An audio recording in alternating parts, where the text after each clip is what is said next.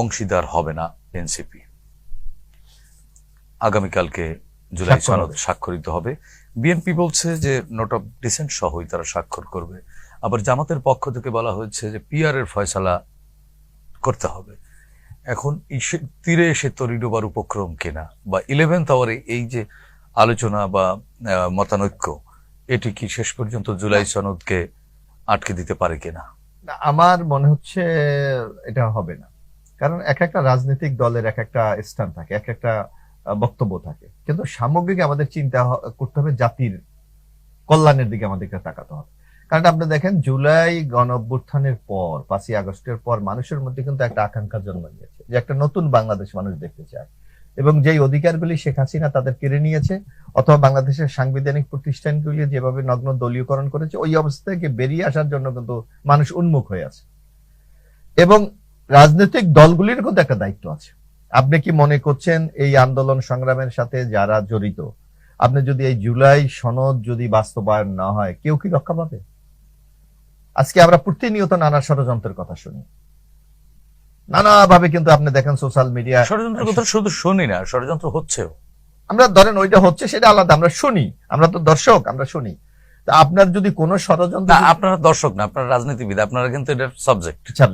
যদি কোনো কারণে যদি কোনো অবাঞ্ছিত কোনো ঘটনা ঘটে যায়, রাজনীতিবিদদের কপালে কি জুটবে, তারা কি একটু ভাবে?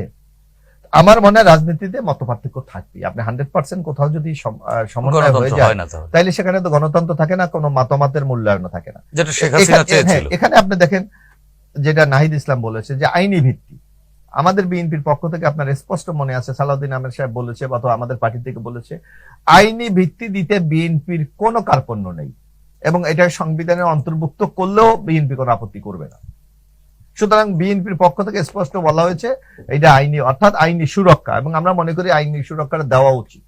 কারণ আপনি জুলাই গণ অভ্যুত্থানে অনেক কিছু ঘটেছে যে এটা আইনকে কাভার করে না, সুতরাং এখানে অবশ্যই একটা সুরক্ষা দেওয়া দরকার, লেজিটিমাইজ করতে হবে। আর আপনি সনদটা কি আমাদের আকাঙ্ক্ষা, আমরা যা প্রত্যাশা করেছিলাম। যেমন আপনি যদি বলেন যে আমরা দেখেছি যে দলীয় সরকারের অধীনে নির্বাচন বাংলাদেশে হয় না, মানে একটা পূর্ব নির্ধারিত ফলাফল আগেই থাকে, সেখানে আমরা কিন্তু সকল দল মত কিন্তু একটা ব্যাপারে আমরা 100% ঐক্যমত, সেটা একটা নিরপেক্ষ সরকারের অধীনে নির্বাচন হবে। এই নিরপেক্ষ সরকারের অধীনে এটা কি নাহিদ ইসলামরা বাস্তবায়ন করতে চায় না? জামাত কি বাস্তবায়ন করতে চায় না? তাহলে কেন তারা যাবে না? এক, আপনি দেখবেন প্রধানমন্ত্রীর ক্ষমতা, আপনি বলছেন আপনার সবাই ঐক্যমতের ভিত্তিতে বললো যে আমি 10 বছর করবো, কোনো 10 বছরের বেশি কেউ প্রধানমন্ত্রী থাকতে পারবে না, তাহলে আপনি কি এটা বাস্তবায়ন চান না? অথবা আপনি দেখবেন এখানে বলা হয়েছে যে সংসদকে কার্যকরী করার জন্য আর্টিকেল 70 সংশোধন, সবাই ঐক্যমত হয়েছে। আবার সংসদকে আরো কার্যকরী করার জন্য যে অপোজিশন থেকে ডেপুটি স্পিকার নিয়োগ দেওয়া হবে। অর্থাৎ এই মৌলিক পরিবর্তনগুলো বাস্তবায়ন করতে হলে তো আপনাকে জুলাই সনদটাকে বাস্তবায়ন করতে হবে। হ্যাঁ, বাস্তবায়নের মেথড নিয়ে, প্রক্রিয়া নিয়ে আপনার দ্বিমত থাকতে পারে। কেউ বলছে এটা অর্ডিন্যান্সের মাধ্যমে হবে, কেউ বলছে সাংবিধানিক অর্ডারের মাধ্যমে হবে, কেউ বলছে যে না আমরা অ্যামেন্ডমেন্ট করব সংসদে গিয়ে, কেউ বলছে এটা এর আগে আমরা গণভোট দিয়ে এটা জনগণের একটা রায় নিয়ে নেব। এই পদ্ধতি নিয়ে দ্বিমত থাকতে পারে, কিন্তু আপনাকে দেখতে হবে আমার দেশের আর্থসামাজিক অবস্থা, আমার অর্থনৈতিক অবস্থা, এবং জনগণের যাতে দুর্ভোগ লাঘব হয় সেটা। এখন দেখেন আমি মনে করি ইজ দ্য বেস্ট ওয়ে হলো যে এখন যে এটা সিদ্ধান্ত হয়েছে যে একটা গণভোট হলে আপনার রাজনৈতিক দলগুলির ইচ্ছাকে জনগণ সমর্থন করে কিনা, এটা করলে একটা পার্মানেন্ট সলিউশন, যেটা নিয়ে কখনো প্রশ্ন তোলা যাবে না। আমার মনে হয় গণভোট ইজ দ্য বেস্ট ওয়ে আপনার এই জুলাই সনদ বাস্তবায়নের জন্য। তাইলে কোনো রাজনৈতিক দলের মতামত, দ্বিমত কোনো কিছু থাকবে না।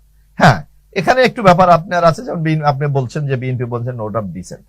এখন বিএনপি একটা দায়িত্বশীল রাজনৈতিক দল, 54 বছর তার বয়স, রাজনীতি সে ক্ষমতায় ছিল, ক্ষমতায় অপোজিশনে ছিল, বিরোধী দল অপোজিশন সবগুলোর বাইরেও ছিল, নানা অভিজ্ঞতায় সে সব বেরিত।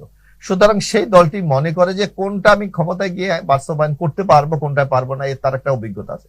এনসিপির কি এনসিপির বয়স মাত্র 8 বছর, এখনো তারা যদি প্রপার হিসাব করা হয় এখনো তারা রাজনৈতিক দল না, তারা এখনো নিবন্ধন পায় নাই, তাদের ম্যানিফেস্টো কি আমরা জানি না, কি আইডিওলজিতে রাজনীতি করতে, খালি একটা কথা বলে আমরা মধ্যমপন্থী দল।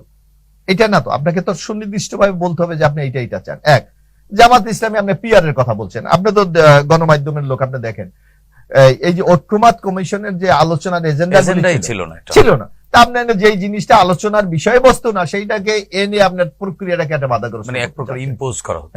এটা একটা একটা ধরনের প্রেসার করা আমরা মনে করি, যেটা সামগ্রিক প্রক্রিয়াকে একটি ভন্ডুল করে দেওয়া।